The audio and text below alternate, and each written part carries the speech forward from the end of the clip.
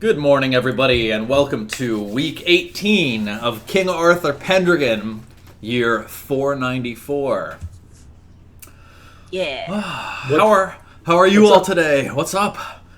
Pretty good. Hey. Yeah. Good. So a Sunday instead of a Saturday, which is a little bit unusual, but thank you all for agreeing to the swap. I was out all day yesterday racing a dragon boat, which was really hard. That's an acceptable reason to postpone a game. Yeah, Yeah. I think so. But it was awesome. And also, next weekend I'm going to be traveling to Seattle to do the Wizards of the Coast D&D Stream of Annihilation. So I won't be here. So because we missed the week before, I wanted to try and make sure to slip a game in this week so that we could not have too terribly long between shows. Yes. I see Mythalien in chat talking about Eelman. So yes, last night I played in a game of Open Legend over on Gregory. I totally blanking on his last name.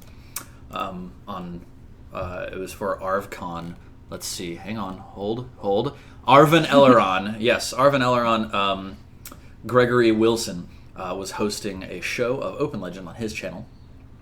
And we got together a whole ton of people. We had 6 players and a GM, so a 7-person cast. Oh my gosh! And yeah, it was a lot, but it was kind of nice because I could just jump in every once in a while and take the spotlight for something ridiculous involving my character. So that was really fun.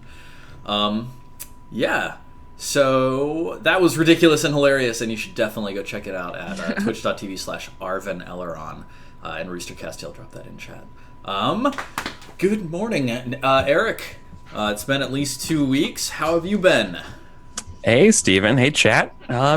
Pretty good, you know. Today I have 3 role-playing games to do today, so I'm super excited. Last night I had a really, really fun game of Firebrands, and then I'm going to do that tomorrow as well. So I have a whole weekend of games to do because it's Memorial Day weekend. So nice. I can relax and do in my free time what I always want to do, which is play role-playing games. That's pretty excellent. I too am playing role-playing games all weekend, but I don't have Memorial Day. After this, I'll be going to DCC RPG. Jess, how have you been? I've been pretty good. Excellent. Yeah, I this actually yesterday went to Skyline Drive again, which I try to do multiple times a year. If you don't know, it's a national park road that takes you through the Shenandoah National Park in Virginia through the Blue Ridge. Okay. And it's my happy place, and it was really awesome. We found this awesome spot that we'd never found before at one of the overlooks. I'm literally not going to say which one because it was such a good spot. But we were up so high, and the mountains were gorgeous, and I highly recommend going out into the wilds and exploring. That's my takeaway, basically. I saw some of your videos from Twitter where you were just panning across the horizon, and I was like, where is Jess? There's that's amazing. hawks in the air, and it is freaking awesome. That's super great. Yeah. It sounds incredibly relaxing. It was so nice. Awesome. I needed that real bad. I know those feels. Yeah. Luke, how have you been? Pretty good. I'm pretty exhausted. I've been up since 1 a.m. East Coast time because jet lag is just ruling me. Yes, you were traveling to Japan for a week or two, right? Yeah, about 10 days. And yeah, I've been home for a little while, and it's weird. When I went to Japan, I completely flipped and like that and had no trouble. And then when I got back, I was like right back to work and blah, blah, blah. And it's good. And then this weekend, I was just like to my boss, I was like, I think I need a minute. And I've just kind of been like doing the standard jet lag of falling asleep at random times for the past few days. So yeah. But Jess, speaking of hawks, so my friend Andy K took me to this place called Enoshima or Enoden or something. He called it Samurai Vacation Island. Apparently it's just south of Kamakura, which is the first real samurai capital in Japan, post Heian era. And it was this little island that you can kind of get to at low tide just by walking across. I guess the samurai used to vacation there. Regardless, there's no samurai there anymore. But but so we're walking down the street, and like to get to the bridge, to get to the island, whatever. Yeah. And I see this like hawk kind of swoop low, like on the street, like just above our heads, and I'm like, huh. And Andy's like, did you see that? And I'm like, no. What? He's like, that hawk just took the food out of that girl's hand in front of us. Oh my god. And I was like, oh, weird. And he's like, yeah, the hawks around here are really infamous. And so we're on our way back. And do you know how like when you go to a beach and there's gulls swirling around and like fucking with people and whatnot? It was hawks. I have a video of this. It was like there's like one like overhead of us, and then you just look, and it's just like hawks just gyring around over this beach. I was like, "Oh, protect your children, people!" That's terrifying. Wow. It was amazing. Oh my god. That's incredible. I also got chased out of Ginza by a convocation of ravens. It was a weird. It was a weird bird trip. Super, super weird. Weird bird trip. Yeah, I also ate a Pikachu donut, which is on my Instagram. I'll post the link later. It was really a highlight of my trip. Yeah. But the other thing, that I also committed seppuku at Osaka-jo. I went to Osaka for a business meeting, and then I had the next morning free, and I was like, well, of course I'm going to go to the castle, which is totally worth it. It's super cheesy and touristy, and it's a reconstruction because that castle has like burned down 3 times since it was ever used in battle. In fact, all of the landmarks in Japan have all like burned down and been reconstructed, but that's another story. Anyway, there's this like little photo booth out front with these like cosplayer people who are like you come up and you put on a costume and they take a picture with you. And so like, and it's like kids and everything, they're going up there and they're all like going, like doing samurai poses. And so I go up and I'm like, and they're looking at me and I'm like, can I do this? And they're like, sure. And they're like, give the samurai pose. I was like, no, seppuku. And they're like, okay. Like there was like a moment's hesitation, but they knew exactly what I was talking about. And like within a minute, they had me on my knees with a fucking sword thrust through me and the samurai dude behind me. Wow. I was dying. Like I was cracking up for the whole rest of the day. But yeah. But even better is the dumbass cosplayer dude who was like playing the Jiro Ichimonji cosplayer. He didn't know what to do. He wasn't in the right seppuku position. And I was like, sir, excuse me. I did not say anything, but in my brain that's what I did. But anyway, that's amazing. Seppuku in front of Osaka-jo. I'm gonna steal Nerbulus's joke from chat. That sounds like a once in a lifetime experience.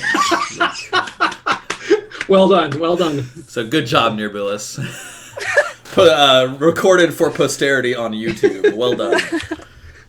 Yeah, that sounds awesome. So, shall we play knights? Let us be knights. Let us do it. All right. Let's pen the dragons. So, first of all, let's collectively remember what happened last time. It was kind of a shitty year for everybody, right? A little bit. Let's see. What was it last session that y'all were on trial? No. No. So I can tell you what we did previously on Pendragon. Yeah, please. Vaguely. Previously on Pendragon. So we started with a couple solo scenes with Winwin. Winwin failed. She was doing something about peasants. An old lady, I believe, and another farmer were having a disagreement about a plow. And I forget the result, but ultimately, I remember mechanically she rolled a 20 on her just. She rolled the worst possible. Literally the worst possible execution of justice in this situation. Mm-hmm. It was something like the old lady had to go plow this other person's field or something. It was just horrible. Yeah. Anyways, that's how that just set the tone for the dismalness of the rest of everybody. No. So I believe the three of us were summoned to go with Earl Roderick to the north. I believe to meet. I completely don't remember the guy's name. It's Malahote. But it was a king. the king of Malahote. Yeah. Yeah. So we had to go up to see the King of Malahote, specifically because we wanted to hear the disgruntledness that's going on about King Uther, because King Uther has apparently been pretty ill. He's been healing, or he's been recovering. However, a lot of the other kings of Britain have are chafing, I think, under his rule or uncertain about it. It sounded like, especially with his recent losses, and especially the loss of his child, like everybody else in Britain is kind of like, whoa, hey, wait, is this the guy we want to be High King? Everybody's kind of like, let's see how this all shakes out before committing to anything. Basically, every king is a shark, and they smell blood in the water, and they're circling and trying to figure out what's going on. And it was our job to try to see if they could maybe pull them back over to our side, and that was not going to be the case. We also, in our journey, met Sir Pellinor, right? Yes, you traveled with King Pellinor for a while. Yeah. Oh, King, right. Yeah. And King Pellinor, yeah. Yes, the Nigel Thornberry of our adventures. Yes. And so that was really cool. That was a lot of fun. That's all I remember. And then Winter Face. Yes, yeah, you went out and you discovered that Malahut was entertaining a number of Northern kings and Saxon kings at the same time as he was entertaining you all. And you made some very impassioned pleas, and Dwynwen made some great invitations to him based on, I think she metaphorically told the tale of how Cornwall betrayed Uther and fell on his camp in the dark of night, and then Uther's camp rallied and struck the head from Cornwall's shoulders, and so falls all traitors who stab their allies in the back, kind of thing. And Malahut was just like, yeah, all right, I could see it back then, but I don't think you got it in you anymore. So that was the message that you had to bring back to Uther. It was not a great one. Cool. Yes. So we are. Uther is quite ill, and in fact, this year it seems as though his illness has taken a turn for the worse. He's not been seen hardly at all. Even his closest advisors are having a hard time getting comment from him on what's going on the realm. So. The mood across the kingdom is quite dark. So, well, weddings and births should be the things that make the world better. But instead, we get kidnapping and treachery. Treachery from that druid. I warned you all, I have never trusted that monster. He plies magics far too often. How can you forget that? The queen is distraught to the extreme. Her baby is gone. Of course she would be. Poor woman. Poor kingdom, I say. This is bad luck all around. I think Merlin's working with the Saxons. After all, they share a religion, don't they? Yes. So, is there anything that y'all wanted to achieve before we set out on this year's adventure? You're starting to hear a word that Uther is continuing to consider the kinds of alliances that he might be able to make with the other kings around Britain. No,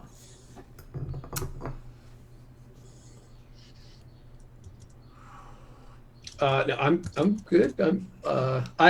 Yeah. Okay.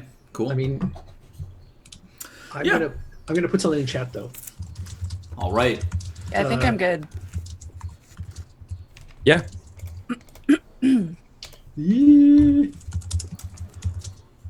Yeah, very well. Oh, yes. Luke is asking about winter phase info for last year. I might have done some of that for you, Luke, so I'll take a look and see. Doesn't look like it. Okay, cool. Hey, everyone! I'm asking because over the winter, even if I'm just sitting on my ass, Rhetoric's going to hit 6,000 glory. Oh, nice. Oh my god! Let's see. 493. Oh, I want to. See, I'm trying to chair dance. I can't chair dance as well as you. Yeah.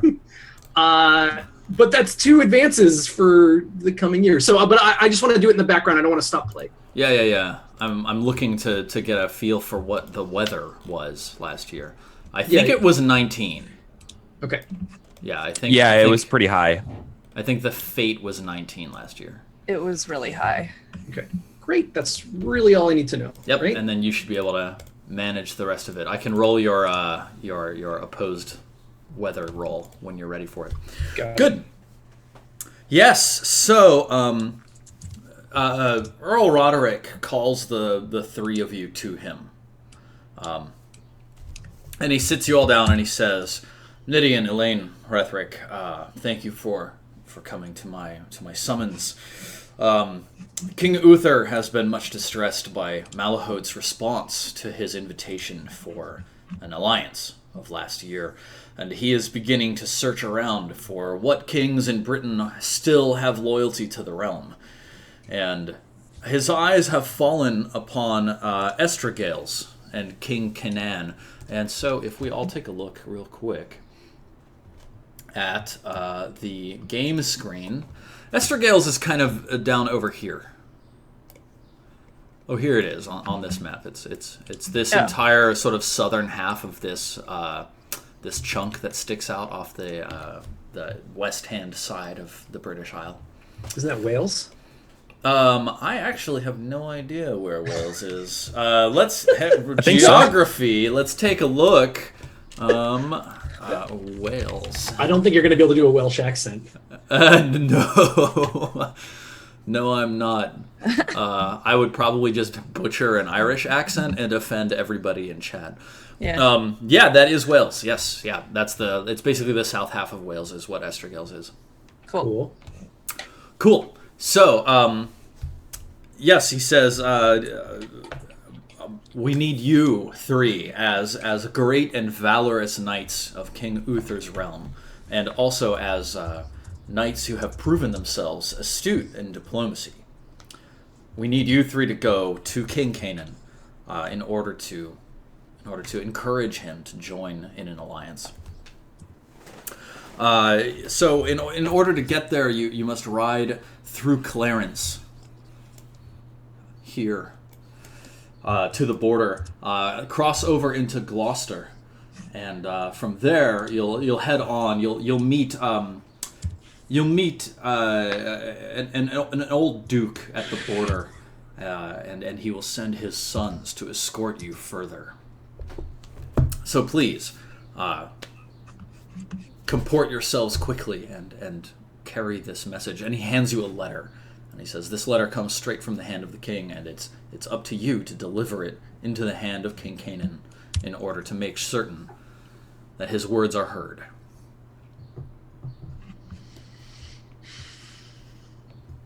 Okay. I assume he hands it to Hrethric. Yeah. Cool. Yeah, sure. Cool. All right, so y'all set off immediately. Is that what you're heading to do? It doesn't seem to be any reason to delay, and No. it's just an embassy, right? Yes. Yeah. You're just making an appeal. That's all. Yeah. Well, let's just get this over with. Then. Jesus, Hrethrick's no diplomat. Cool. Yeah, I think he's sending Hrethric as the example of Salisbury Knight in order to back up the diplomacy of Elaine and Nidian. Yeah, very nice. Okay. Yes. So you ride overland through Clarence. So who's leading the party at this point in time? Is it Elaine? Are you the sort of overland leader? It'd be based on. Certainly can be. It'd be based on hunting. 11 hunting. Is that good with you guys? Yeah, you could do it. Yeah, I'm always happy to help and advise on stuff like this. But your hunting's higher than mine. Okay, great. So Elaine, why don't you give us a hunting check? Sure. Oh, yeah, no problem at all. Yeah. Yeah, so the trail as you leave Cirenster, it becomes quite old and overgrown and unused, and you're really making your way through a strip of wilderness that separates Silchester and Somerset from Gloucester. So you make your way fairly unerringly. Elaine leads you quite handily.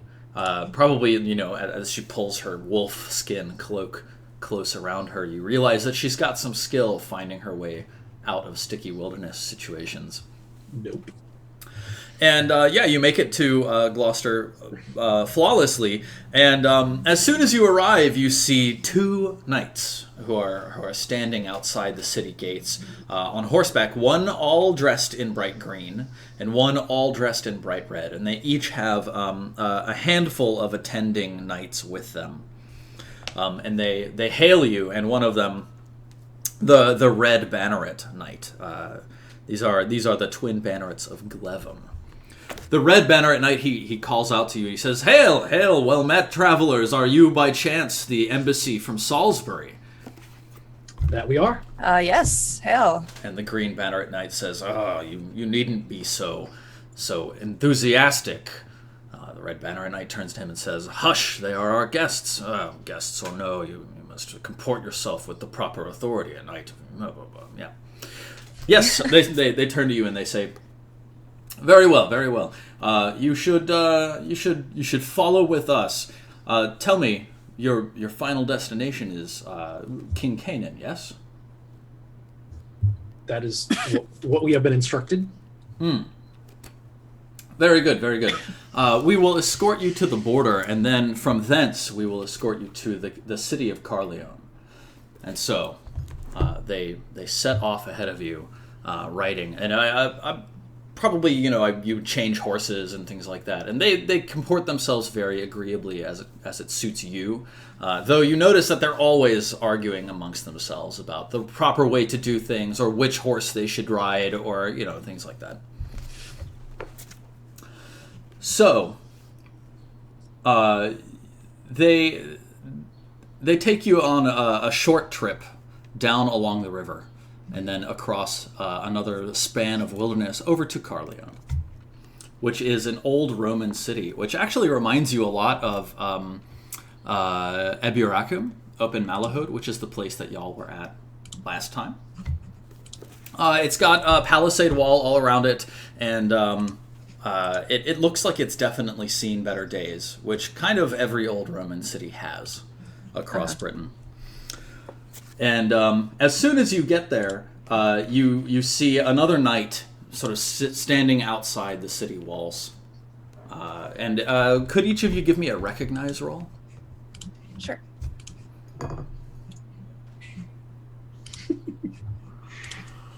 Nope. I'm lost in thought. Oh, nope. Okay, yeah, awesome. Excellent. So the knight sitting on his horseback, he holds up he draws his sword and he points it at you, Hrethric, and he shouts from within his helmet. He says, "Halt, good sir knights." Okay. We stop. We halt. Yeah. The red banneret knight looks to you, Hrethric, and says, "Sir, is this knight known to you?" The green banneret knight says, "Shut up, fool! Of course he's known to him. Don't you see the behavior?" Well, I'm just asking. He doesn't seem to recognize this man." "Oh, he'll recognize him in a moment." Hush. Are they married? All right, I will ride up to the querulous knight and say, "Pray, sir, forgive me. You have me at a disadvantage. I am Sir Hrethric of Salisbury. To whom do I have the honor of addressing?" He says, "Aye, you are well known to me, Hrethric of Salisbury, for I am Sir Elaine de Carleon, and in years past I served under Duke Gorlois in Cornwall, the man whom you yourself have slain." Aye, yes. 'Tis a pity. There is no act in my life that I regret more. Cornwall was a noble gentleman. Yes, a noble gentleman, but opposed to your king. It appears as though you have acted honorably, but nevertheless it is a demand on my honor that we cross our swords. Now, if it appease you, I believe it fair that we fight to the pain, not to the death. Does it suit you, sir? If it will satisfy your honor, sir, I am happy to comport myself thusly. It must. Draw your weapon. And he steps down off of his horse, and he draws his sword and begins facing you, encircling. I look to Elaine and Nidian and just kind of shrug my shoulders like, "All right, we're doing this." I'm sorry. All right, and I have my new squire, Lyndon, fetch my axe. Yeah, great. Yeah. my sword stays sheathed, and I basically give him the "come at me, bro."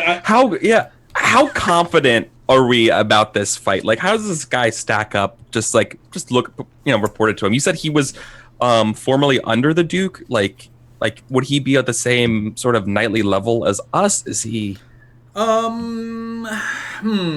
don't think he's as well known. Is he as y'all? lord? No. He's a banneret knight. He was serving under Cornwall previously, but now he's serving in Carleon. So are we? Cool. What is so it? We're pulling our punches on this, Steven? Yeah. So fighting to the pain means fighting to the first damage, basically. I could kill him in one shot, though. Yeah. Okay. I didn't say he could kill me in one shot. It is possible. I think that you can pull your punches in order to deal less damage. Yeah. But I think that does incur a disadvantage. Hang on. Elaine, how concerned are you about Herethric right now? Not at all. Me too. Good, thank you. I feel like we were having a really riveting conversation about the best way to roast a chicken. And so when this happens, we just immediately go back to talking about this. No, you don't understand. You have to use 17 spices, and you have to let it soak in salt water overnight to really get the brine and juices in before you roast it. All wrong. What are you talking? That makes no sense. Why would you use fresh water? Your grandmother's insane. And then, we're just doing this while you're getting ready to fight. We're just bantering back and forth. Fantastic. For love, 172, not 117. There we go. 172, combat for love. For the love of fighting, not for personal gain. While Steven's looking that stuff up, there's been a slight wardrobe change for Nidian. Nidian keeps his hair short, as well as his beard trimmed now. Oh. And previously they were both quite long? Quite long, yeah. Quite Stephen Lumpkin-esque. Excellent choice, Nidian.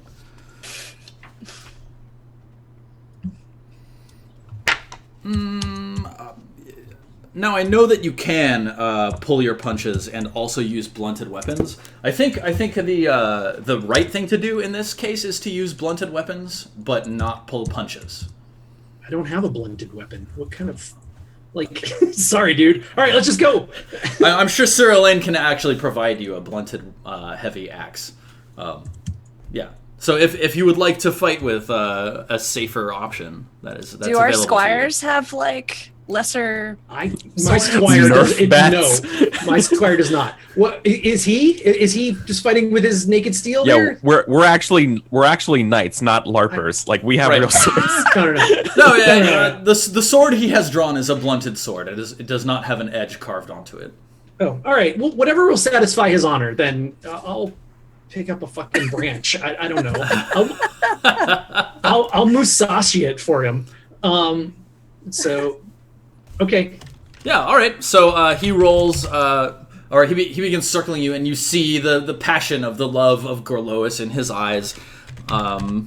Let's see. Yep, he succeeds. All right. So he approaches you, and your swords clash. Actually, you know what? I'm gonna test my honor. Oh yeah. Yeah. All right. Okay. Nope, I fail. Oh no. What? I don't care. Wow. Herethric does not care. But it gives you a -5, and you're now in danger of becoming melancholic. Yeah. Okay, cool. Right, so that's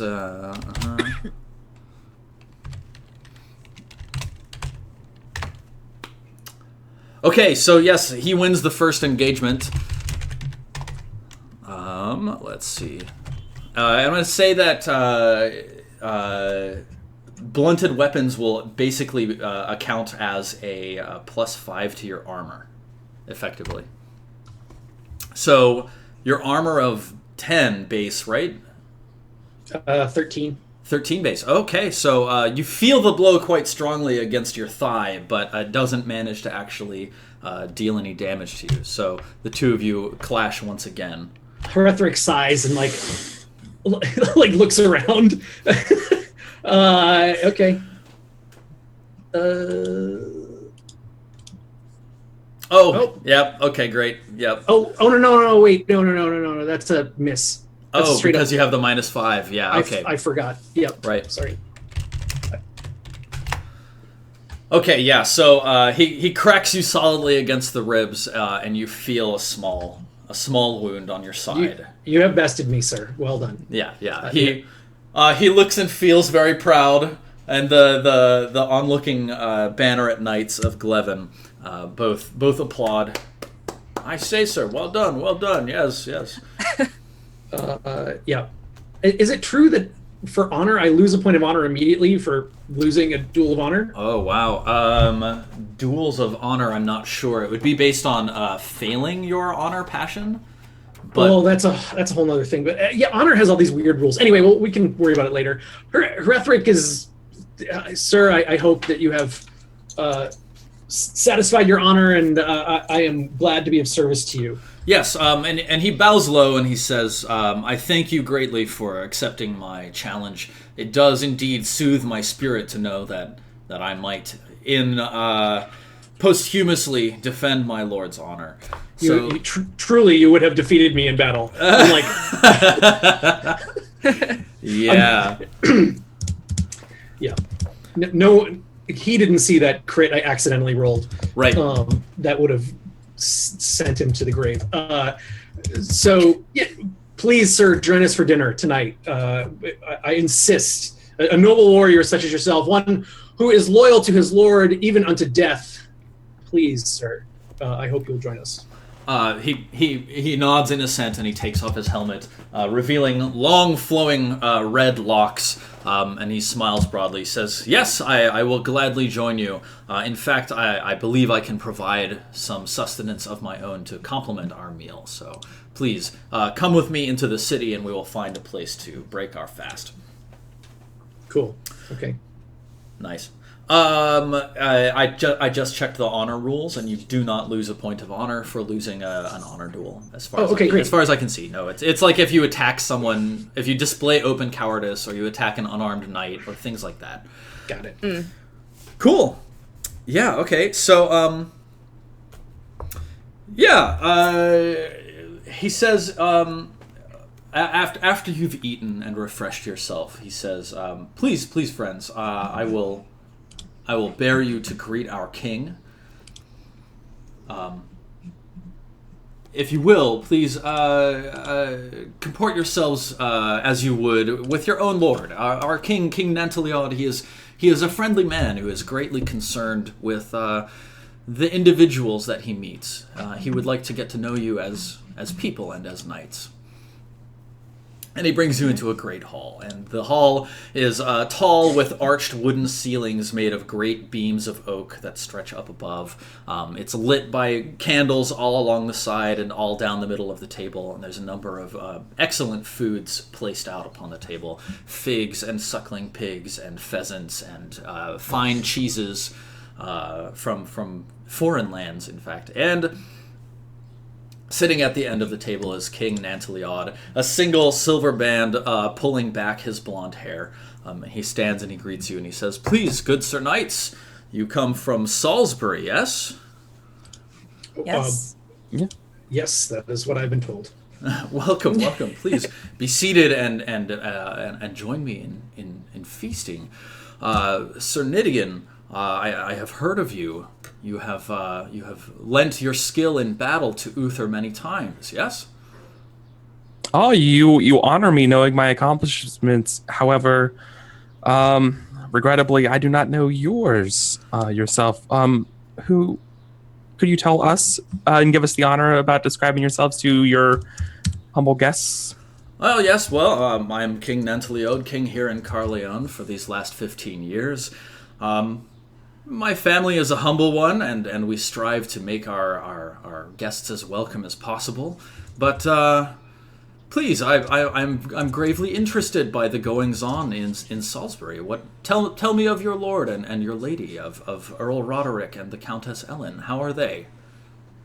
I will wax poetic about Roderick as the the very ideal of lordship. Do you want to make a courtesy roll or orate or something in order to? Absolutely. So, I mean, whatever is more appropriate. I would prefer courtesy. Sure. Yeah. So, because can I? So, since am I known in this court? Can I invoke my glory? Yes. Yeah, definitely. Well, especially you got that +6 now, right? Yeah, buddy. I pass. So, Midian? I was gonna say, is the honor scene is that doesn't carry on to this? No, but we will have to resolve Luke's melancholy. Yeah. Yeah. Sure. So we'll deal with that in the morning, I think. Okay. Good. Yeah. He turns to you and he listens intently. And he nods and he says, "King Elaine has told me how Sir Elaine has told me how he bested you in combat, and as recompense for your mighty deeds against the Duke Gorlois, who fell on you in the middle of the night. Truly impressive, sir. And thank you for word of Earl Roderick and Countess Ellen. And they had a son last year, which you weren't here for, Hrethric, but young Robert was birthed to Countess Ellen, and seems a hale and hearty child. So that's probably the primary information you're conveying as you update King Nantaliot on what's going on. Yes. And he says, and tell me, what is your purpose in being sent abroad by your lord? We Messengers. Are on We're couriers. Diplomatic mission, ambassadors sent to Estragalus. We are no mere post horsemen. I look at Midian. Wales, the final frontier. Midian, where have you gone? We merely are bearing our Lord's goodwill to Estragalus. Very well, very well. That's an excellent act of service to your lord. And Elaine, tell me of yourself. How is your life in Salisbury? How do you live? How is my life? Yes. I pretty much go into my wife and son because they're the most glorious thing that I have. Yeah. Because my homestead is still a little bit plain. So do you mention your unicorn at all? I guess I do. I mentioned that it was a wonderful creature to have had in my family's life, in my son's life, and that you can, alas, never truly own something so magical, and that we're very sad to have lost it. Yeah, I think it has left a little bit of a dark mark on my homestead. How angry is Elaine at the fairy who cursed her lands for that? So she's pretty pissed. Do you talk about the fairy curse that's on your lands now? I think she does, because she's getting more and more just completely disingenuous about all this like fairy bullshit. She has a hatred of Merlin. I don't know if you were here for that, Hrethric. Oh yes. She's like, yeah. Yeah. She's pretty salty about that. Yeah, nice. Norgal, Nantaliot, he listens quite intently and seems very empathetic towards your struggles with the fairies. He mentions that if you wish, he could call for a local priest of the pagan religion to advise you on what you might do to be able to lift this fairy's anger. You are so kind for that offer. I would gladly take that opportunity. Yes, of course. I will have a man meet you tomorrow morning and discuss these problems with you. And Nidian, tell me about yourself. You have married the Earl's daughter, yes? And I radiantly smile when that happens. When they mention that, I just proceed to gush about how amazing my wife is and how wonderful we are. I do not mention the fact that we lost 2 children last year and how that's affected me greatly. But I just keep things about how well she is at hosting, and I talk and boast frequently about our hunting expeditions that we love to go on whenever we can steal time away with one another. You might find it interesting to know that King Canaan is an accomplished hunter himself. If you wax eloquently here as you have here about your hunting, he may look favorably upon you. I nod like thank you for the advice. Yes. Well, very well. My friends, thank you greatly for joining me this evening and updating me on the news from Salisbury. I find it so fascinating to hear about the lives of visitors from beyond my own walls. Please, I entreat you, make use of my rooms and my beds, which are very soft and comfortable. I will have Sir Elaine lead you onwards on your journey on the morrow. It will be our pleasure. Thank you for your generous hospitality. Yeah. So, night falls and the stars wheel overhead, and the 3 of you have a very easy and restful night. Very well taken care of by King Nantleon. Now, in the morning, Herethric, you awaken and you are just in the foulest mood of your life. Sure. Well, maybe not in my life, but I'm in a bad mood. That sounds good. Let's take a look at what melancholy means for you. So I think it's that if you're interrupted by a knight, you will fly into a rage and attack them for 1d6 rounds, something of that sort. And if you're interrupted by a steward, you can be led around like a child for some number of weeks. Let's take a look at exactly what that means. Passions.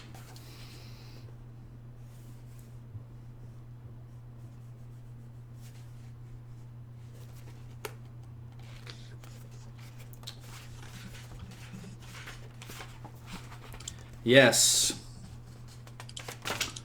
Perfect.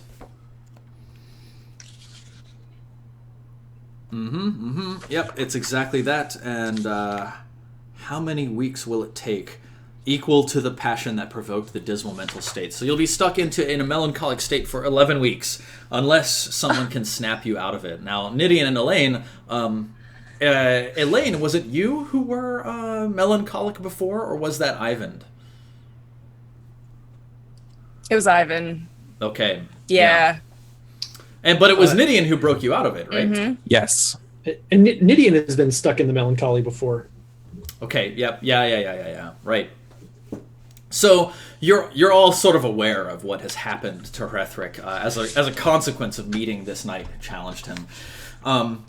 So it is possible to intentionally and abruptly awake a melancholic knight. It's dangerous, and you ought to be armored.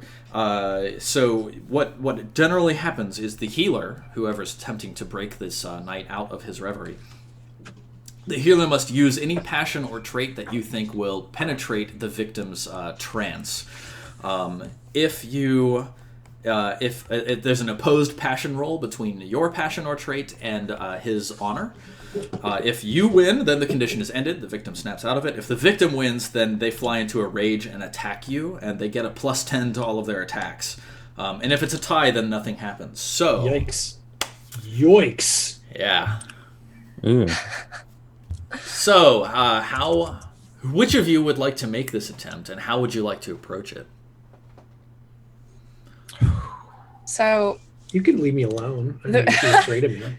the reason you're melancholic is because you feel bested. Is that kind of what it is? Like, I mean, if you want to go into a little meta Herethric, I actually don't think it's because he was bested. I think Herethric does not give a shit about that guy. That guy is 100% nobody. Mm-hmm. I think Herethric saw his future of being challenged by losers, and realize that there's a much darker path to glory than he had previously anticipated, right? Like it's all been just so beautiful till now, like and so like heroic and romantic. And then suddenly this fucking old loser challenges him on the road, and Rethrick's like, I could kill this guy in with one my stroke. pinky, yeah. Right. And then or I could let him live, which is the noble thing. And maybe Hrethric, if he was at home, he would be like generous about doing the noble thing. But it's really the darker turns as I failed. The melancholy turn is, oh my fucking god, this is the rest of my life. Okay. Being challenged by scrubs. Yep. Okay. That is a very reasonable conclusion for Hrethric to draw. Huh. So there you go. Meanwhile, I'm going to advance Lyndon's skills while you figure out what to do. Yes. Nice. Yeah. Well,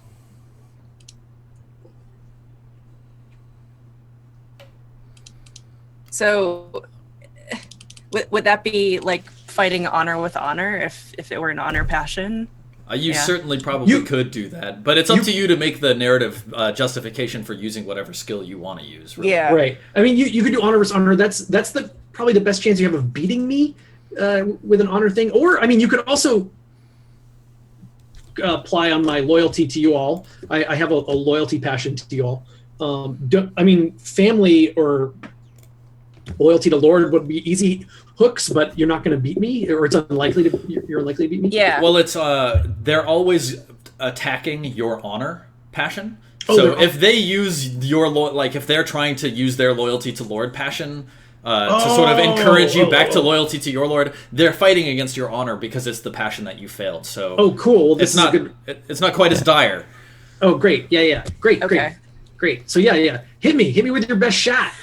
So narratively, I'm imagining that Hrethric, you might be out at the site of the duel, sort of like muttering to yourself and going over like this stupid man, just how can this happen? I'm gonna have to face every person who comes at me from here until the day I die. Yeah. I'm not at the site of the duel. Like since we move forward, I'm at another bridge. Like watching some knight be very chivalrous to someone and letting them pass. And I'm just sitting there like brooding, thinking if I step foot in this bridge, is that fucking scrub gonna challenge me? Right. Yeah. This knight is like, good Sir Foggleworth, please pass this bridge friendly. I know you and love you like a brother. Right. And Hrethrick's kind of standing in the crowd watching, thinking, oh Jesus, not again. It's a good thing you haven't slain any lords I used to serve under, my friend. Yeah. Yeah.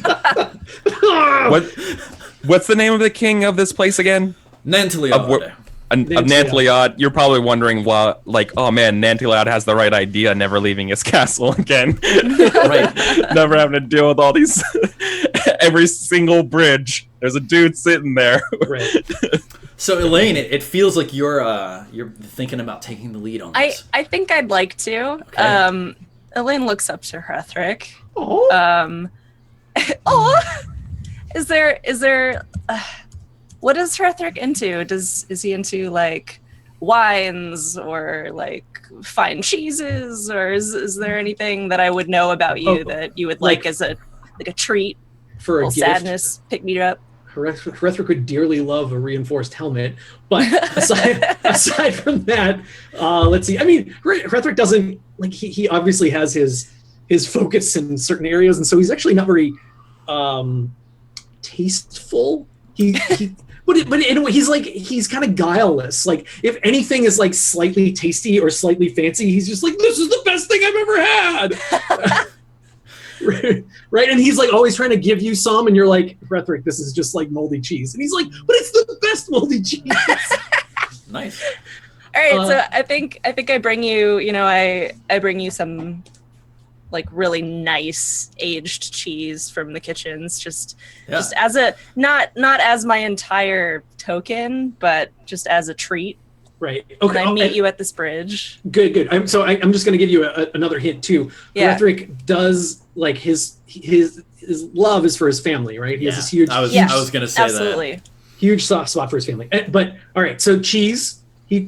He takes some and mechanically, like, eats it, and he turns to you and says, "This is very good cheese. Yes, it is very good cheese. This may be some of the best cheese I've ever had." Would you like to try it? Yeah, I offer. Yeah, please have the wheel. Yeah, I have some cheese with you. I'm trying to be your buddy and not directly address the fact that you're like super grumpy. I'm trying to like warm up to you a little bit. Sure. I'm just staring at that night across the creek, yeah, right, on the other side of the bridge. Just like, you can see me just like playing the situation out over and over my head. And sometimes I'm like bowing and like, "Oh yes, good Sir Knight, of course. No, I didn't wish to offend you. Oh, please, you fucking go ahead." Yeah, we see Hrethric step onto the bridge, and this knight turns to him and says, "Hark! Are you the man who slew Gorlois? Draw steel, sir!" Hrethric steps forwards and just lops the head off of this knight. There's blood everywhere. Another knight steps on the bridge and says, "Hark, sir! Are you the one?" And Hrethric just like murders, and then we flash back to him just like mechanically chewing the cheese. Chew the cheese, yeah. And again, thank you so much. You are too kind to think of me. Oh, not at all. Niddy and I weren't even concerned about you yesterday. That was a very honorable fight. It was a trifling matter. It was, and I kind of try to be like, garrison duty. Am I right? We've been in a lot of situations, you and I, my dear friend, where we've performed some seemingly rather trivial tasks, but they've always led us to something greater. And I'm very excited for our path and for, continuing my journey as a knight with you. You've taken me under your wing, I like to think. I joined your group a little bit late, and felt a little scared in the beginning, but you've all shown me that you're great friends. Not only fellow knights, but great companions. And watching you fight yesterday, even though it was trivial, you honored that man, which was the right thing to do. Yes, well, honor is not something I'm terribly familiar with. It is. I turn to him. I say, "You might know it is difficult for a foreigner to be seen as honorable in these things, but I do try to conduct myself with all proper points." So, Elena, are you calling on your honor as the tool for snapping Hrethric out of this? Yeah. Very well. Now, you are fully armed and armored, yes?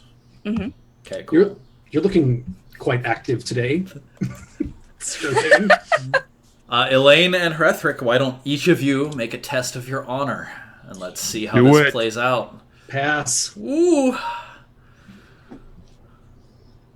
Oh, nice. Pass. Yeah, Pass very high. good. So, yeah, the healer has won, and Hrethric, you are pulled out of your melancholy thanks to Elaine's strong advisements. Buddy! You're right. It was a small matter. I shouldn't let it get to me. And I should trust Earl Roderick. He would never use us so poorly as to send us on a false errand. No. He has great respect for us, as he should. As he should. And please never speak of yourself so smallly in the future. You are an integral companion, a boon to us all.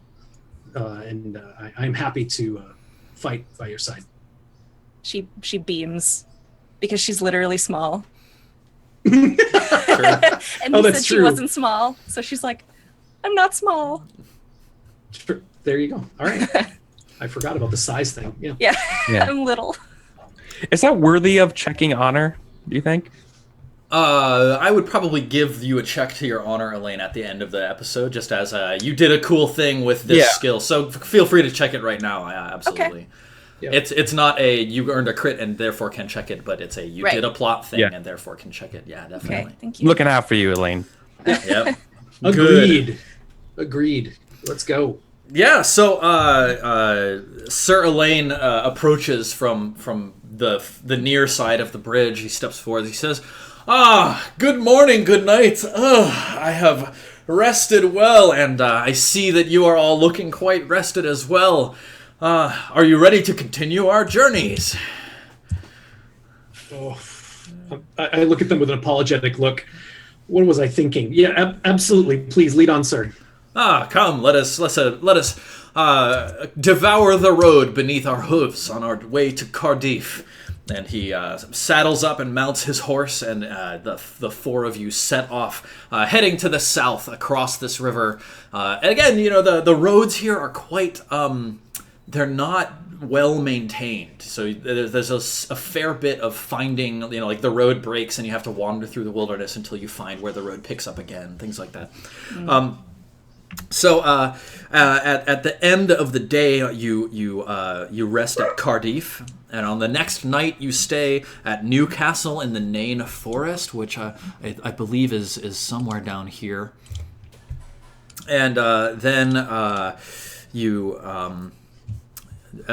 on the following night you stay at a place, and I'm gonna butcher this name, so I apologize in advance. It's called Kindun, which is near the border to Estragales. Is that the pronunciation, Luke? Estragales? I think so. I think you would pronounce the ES. Everything, but all the syllables. But who knows? Because it's British and like Gloucester. Yeah, right. Like yeah. Gloucestershire. Worcestershire. Yeah, exactly. Yeah. Yep. Sure. Salisbury. Like what? Yeah. So whatever, Stephen. Awesome. Cool. Yeah. So finally, the following morning, after it's probably you've been on the road for 5 or 6 days now. The following morning, you are met by guards, not knights, but instead sort of less well outfitted guards who are wearing simple armor and a tabard, and are carrying spears, not lances, not swords, and they are guards from Estragales. And they take you and they escort you to Carmarthen in Lugor, where you are asked to please await for word from the king. So it takes you some time waiting here in Carmarthen. And in this time, Sir Elaine, he sort of opens up. He's a friendly and affable man who actually he has the utmost respect for the three of you. He's heard of Elaine, heard of Nidian, and certainly once his honor is satisfied with Herethric, he actually tries to ingratiate himself to you a little bit. He's heard of your exploits in battle, and he knows what a formidable foe you are. So I think he might. No, he probably doesn't. He doesn't think that you held back at all, but he's trying to build that connection for love of battle and fighting. Cool. Yeah, Herethric would, never let on that he let this guy win. Yeah. But yeah, is he any good? Is he like I just kind of I feel bad, so I kind of like take one for the team while like Elaine and Nidian are riding and talking about the chicken and the broth and all that other stuff. I'm just like, I just try to like steer this guy away and let him talk at me the whole time. Yeah. So like, Herethric is a courteous gentleman, and so I'm capable of asking polite questions for hours on end. So like, I try to just judge his character and his prowess. Like I didn't get a good sense of him in the fight. So yeah, is he a famous knight? Is he? He's young. Y'all are what, 27, 28 now? 28, yeah. 28. Yeah, he's probably 23, and he reminds you a little bit of a younger you. Honestly, he seems very enthusiastic about everything. He's almost fanboying about your various conquests in battle and your skill with this two-handed axe. He's like, "Wow, two-handed axe, huh? That's really cool. I use this sword. It's my favorite sword. In fact, it was my dad's sword." Oh God. Yeah. Oh Jesus. Okay. And he's just like, he's talking about like, the duels he had when he was a squire and like training and lifting his sword every day to try to make sure his sword arm stays in practice. Yeah, he's like a fanboy. A little bit. Okay. Yeah. Yeah. Great. I just let him go then. Cool. Do you want to roll anything to build a connection with this man, or are you just happy to let him talk at you while you sort of I guess shut yourself off? So being 5 years his senior and probably pretty high, ranking over him, Hrethric appraises him with the eye of making him a vassal knight. Okay, yeah. Ooh. How are you making that appraisal? Or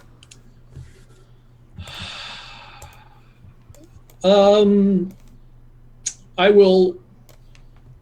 Well, two things, right? What are his circumstances? Like, where are his loyalties? Like right now, like not his financial loyalties, if he has any, and is he a loyal, energetic, honest soul, right? Like, yeah. So I think as a result of a few days spent in his company, y'all are actually hanging out here at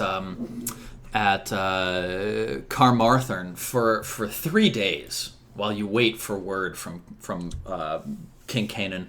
So you have some time to spend with this man, and he seems highly energetic. Certainly notably so, more so than many of the other knights that you meet. And he's just an open book. He's incredibly honest about himself and his circumstances. He waxes eloquently about his love for his former lord, the Duke Gorlois, and also his love for his current lord, King Nantleod. He appears by all measures to be a very noble young knight. Okay. And he is a banneret knight, and as such, he does not have any land. Right. So, yeah. Perfect. Okay. So let's see, Sir Alain. Honest. Elaine, like Alan? Alain. Yep. Yeah. Alain. Alain. In French. Yeah. Yes. Honest, energetic, and loyal. Cool. Fanboy. Awesome. Great. Yes, so finally you have received word from King Canaan, and the guards and Sir Alain lead you on, journeying 3 days towards the Milford Haven to Pembroke Castle. And at the court of Pembroke, King Canaan greets you with all ceremony. He has his court in the main hall of the castle, and he has you each announced by your squires as you enter. The entire hall is abuzz with news of these visitors from Salisbury, and everybody knows that Salisbury is under King Uther's domain. So I think everybody sort of expects that you're here on a diplomatic mission, as prior stated. And there's a little bit of excitement in the hall for what could happen here today. So he greets you warmly, and he conducts a polite interview with you. He says, "Please, Hrethric, Elaine, Nidian, I thank you for the journey you have made here to Pembroke Castle, and I welcome you to my court. Please tell me, for what reason have you made this grand journey?" We have a missive from you, most gracious lord. Is it from Roderick or from Uther? It's from Uther. It's yeah. Roderick passed you a letter direct from Uther. Oh, Right. okay. So yes, we have a missive for you, my lord, my most gracious sovereign, from King Uther himself. Please, convey it into the hands of my steward here. It's a gentleman named Sir Orcus, a polite fellow. Fuck yeah! Right?